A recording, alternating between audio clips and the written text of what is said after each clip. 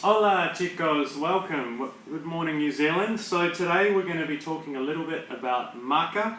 We're going to talk about why we only produce gelatinized maca and about the whole concept of eating raw maca. So I know this is something that we're very passionate about. We've talked a lot about this, but today I want to show you guys why it's really bad to eat raw maca. So what I've got here, we've just come from the farm and we've taken some samples of our maca.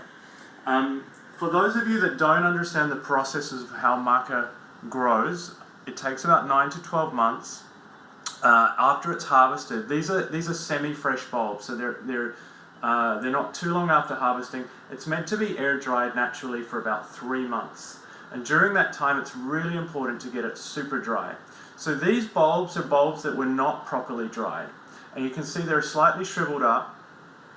They've lost a bit of the moisture out of them compared to the fresh bulb, but they're very spongy. And if you listen, if I tap it on the table, you can hear it, it's sort of spongy, it absorbs. This is what dry maca looks like. And there's a big difference.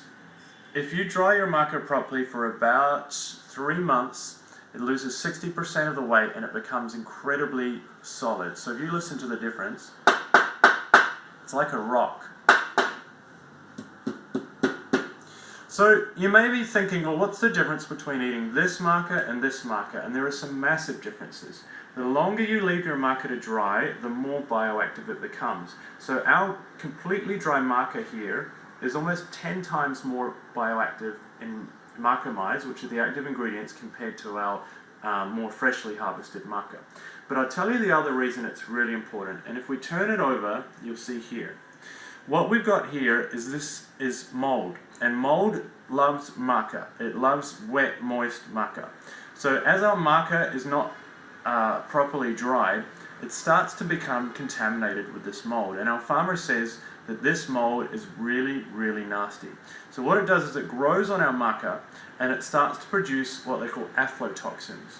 So these are toxins that are really bad for our body. They're bad for our digestive tract, they're bad for our gut biome, and they're really bad for our health.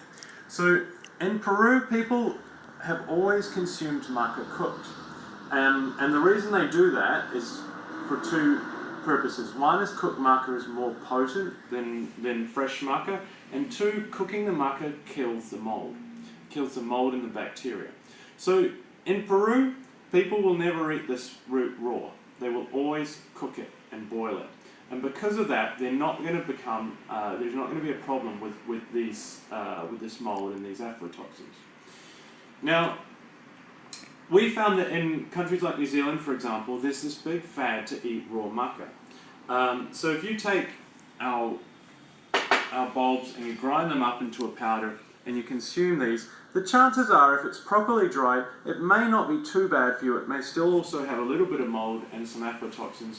But for a lot of people, it depends on your constitution how your body handles it. So because in Peru they've always cooked their maca, like I said, there's no problem with this mold issue. So what we do as a company is we pre-cook our maca. So I've got 2 samples here that I want to show you. This first one, this is our raw powder. So it's basically our maca that's ground down into a fine raw powder. And this is what they will consume in Peru a lot.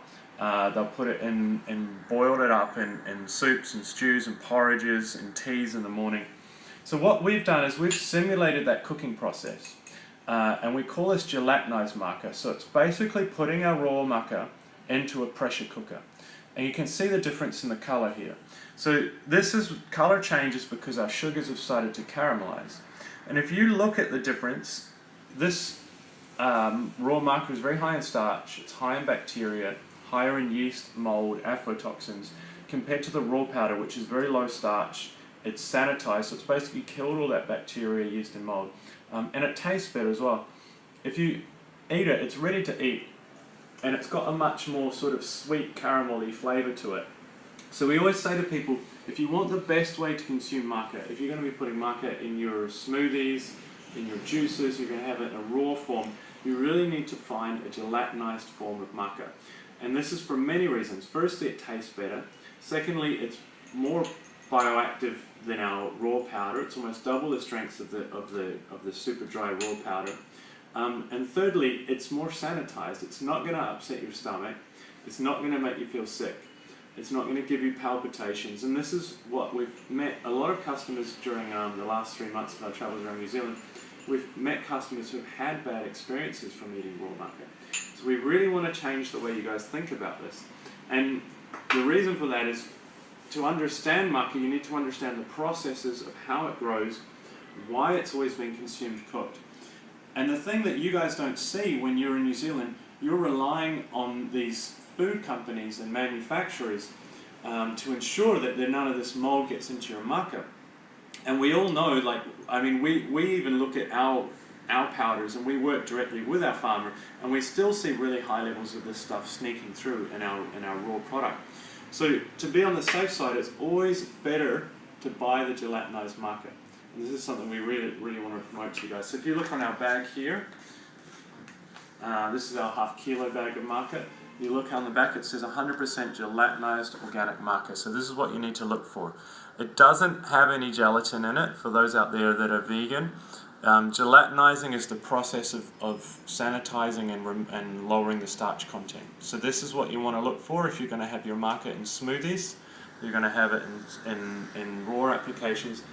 If you want to cook your maca, you can buy the raw powder and you can cook it to sanitize it and to activate it. But as far as we know, most people we've met prefer it in raw food. So in raw foods, this is the ideal one to go with. So I hope that's been informative, and I hope that you guys now realize that there's a big risk to eating raw maca, and mold and toxins can really negatively affect our body. So it's super important that you understand the processes of how it's produced, and that you don't take any risks with regards to eating it, because it can make you really unwell. So if you guys have any more questions on maca, feel free to contact us, send through your questions. We're going to run a whole series of short videos so we can always answer anything you guys want to know. And share with your friends too. If you know anyone that eats maca, tell them about the story that we're going to be posting on Facebook as well. But I think it's really important for people to understand and see the reality of what's happened to their food. And we'll see you guys again soon. Ciao.